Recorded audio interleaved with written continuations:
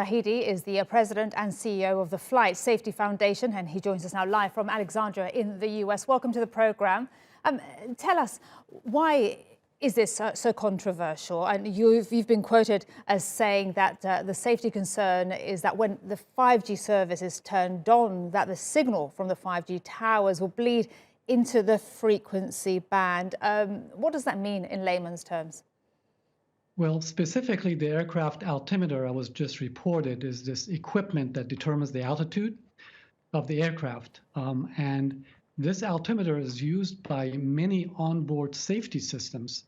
These include landing systems during low visibility conditions, as well as collision warning systems and ground proximity warning systems. So the safety concern is when the 5G service is turned on, that these signals from the 5G towers will bleed into the frequency band, and it will affect these altimeters that is used by the aircraft safety systems.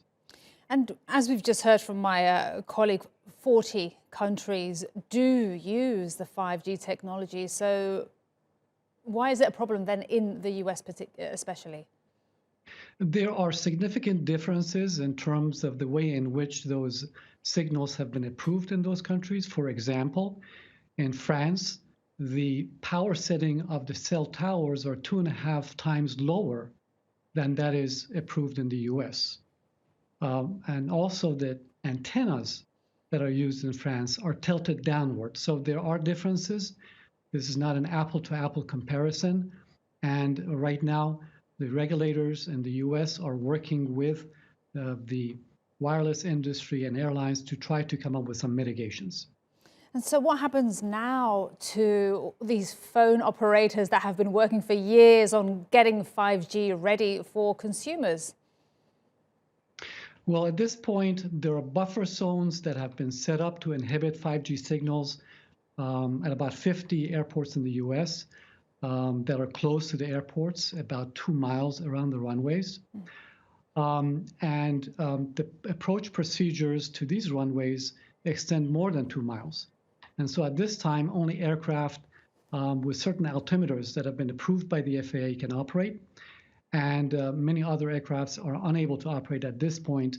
And they're working with the wireless industry to come up with some mitigations that can have these 5G signals turned on safely. And what would your message be for passengers that are hearing about this? And of course, you know, this is about taking an airplane, that they're very concerned.